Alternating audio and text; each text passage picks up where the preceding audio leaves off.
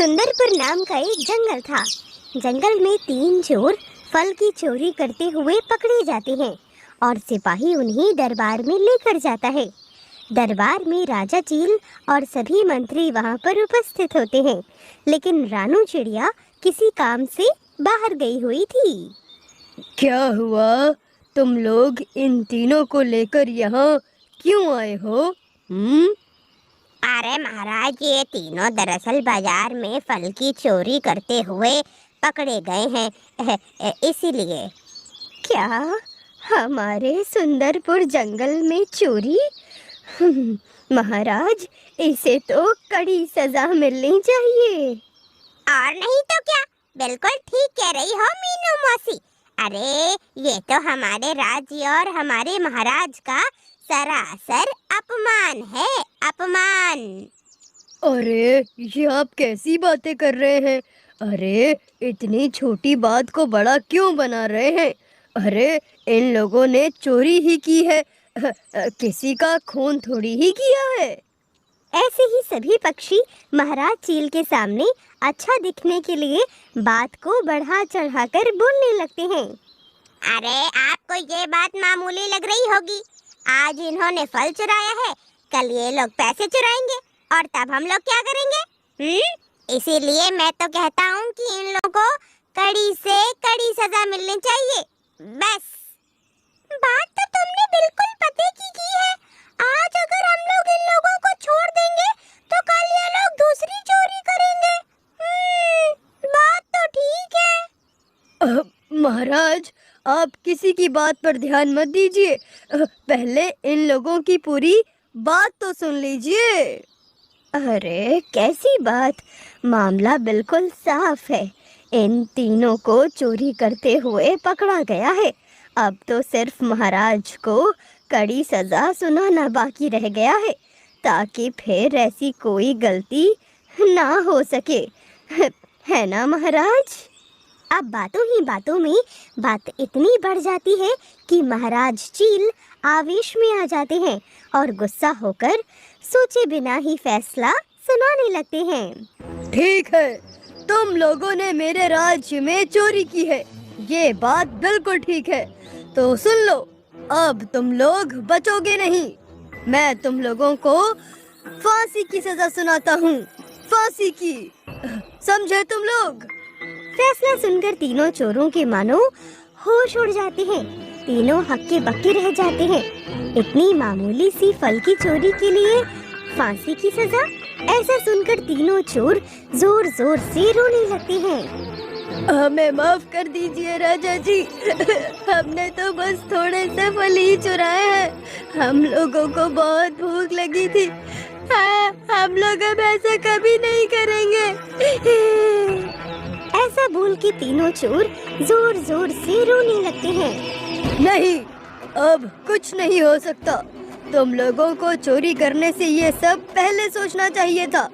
अब मैंने अपना फैसला सुना दिया है, समझे? इतने में मीनू मौसी राजा चील के फैसले का विरोध करने की बजाय महाराज की प्रशंसा करने लगती हैं। वाह महाराज वाह, हमें आप पर गर्व है। आपका फैसला बिल्कुल सही है।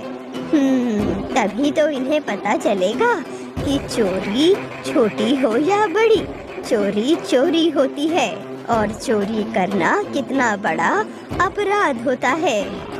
अब महाराज का गुस्सा देखकर अब कोई भी दरबारी पक्षी महाराज के सामने बोलने का साहस मानो जुटा ही नहीं पा रहा था।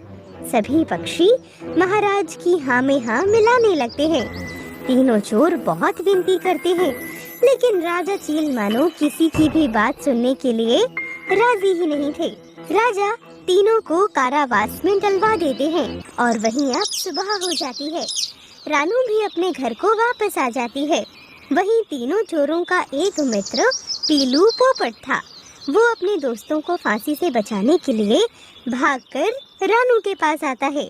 रानू बहुत ही होशियार और चतुर मंत्री थी। पीलू पोपट जो कुछ भी हुआ था वो सब कुछ रानू को बतला देता है। क्या महाराज ने ऐसा किया है? अरे फल की चोरी के लिए फांसी की सजा ये तो बहुत नाइंसाफी है। अरे इसीलिए तो मैं आपके पास आया हूँ। अब आप ही कुछ कर सकती हैं। चलिए, जल्दी चलिए। मेरे जाने से वैसे कुछ होगा तो नहीं, क्योंकि एक बार महाराज ने जो फैसला सुना दिया सो सुना दिया। वो अपने फैसले को कभी नहीं बदलते। अरे ऐसा ना कहिए, आप कुछ कीजिए वरना मेरे दोस्त को फांसी की सजा हो जाएगी। ठीक है, मेरे पास एक युक्ति है। अब तुम मेरे साथ उन तीनों के पास चलो, जल्दी। रानू और पीलू पोपट तभी कारावास में आ जाते हैं। रानू और पीलू पोपट को देखकर वो तीनों बहुत खुश हो जाते हैं। अच्छा सुनो, मैं तुम तीनों से जैसा कहती हूँ तुम तीनों बिल्कुल वैसा ही करना, समझी? ऐसा बोलकर रानू वो युक्ति उन तीनों को बतला देती है और वहाँ से चली जाती है। फांसी का समय निकट आ जाता है। राजा चील और सभी दरबारी पक्षी वहाँ पर मौजूद होते हैं। तीनों को फांसी वाली जगह पर लाया जाता है। चलो अब बताओ तुम तीनों की आखिरी इच्छा क्या है? अरे हम तीनों की तो एक ही इच्छा है। क्या इच्छा है तुम्हारी? अरे हम ऐसा चाहते हैं कि हमें कोई ऐसा सज्जन पक्षी फांसी दे जिसने कभी भी अपने पूरे जीवन में छोटी या बड़ी कोई भी चोरी ना की हो। अगर ऐसा कोई पक्षी हमें फांसी देगा तो हम तीनों स्वर्ग में जाएंगे। और अगर वो झूठा होगा तो भगवान कभी भी उसे माफ नहीं करेंगे, समझे? ऐसा सुनते ही सभी पक्षी एक दूसरे को देखने लगते हैं। अरे बस इतनी सी बात? ऐसे तो हमारे दरबार में कई पक्षी होंगे। अब मीनू मौसी जाइए, आप जाइए। अरे नहीं, मैंने तो कई बार अपने घर में चुपके से चुराकर भोजन खाया है। अब तो मैं कैसे जा सकती हूँ भला?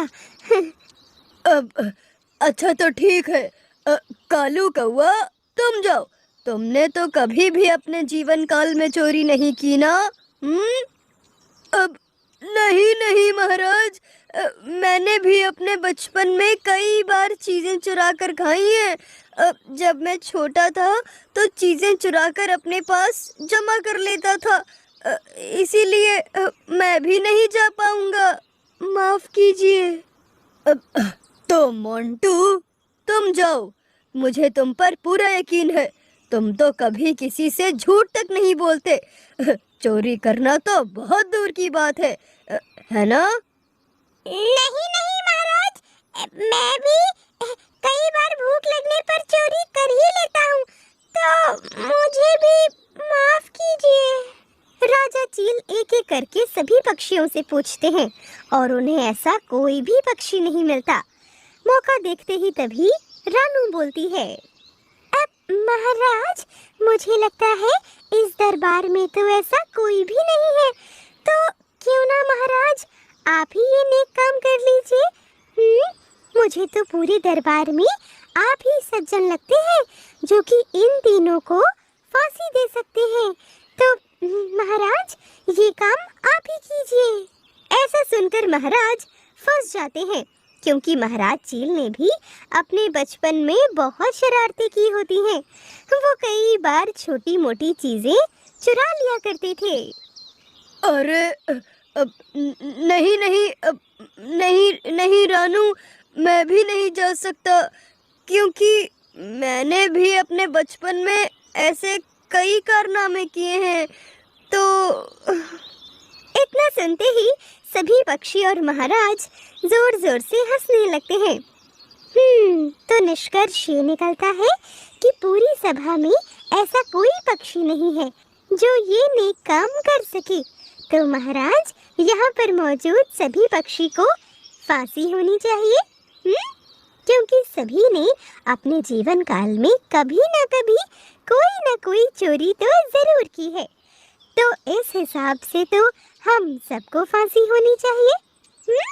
ऐसा सुनकर राजा चील समझ जाते हैं और प्यार से रानू की ओर देखने लगते हैं। तो ये सब तुम्हारा प्लान था रानू, क्यों, है ना? जी महाराज,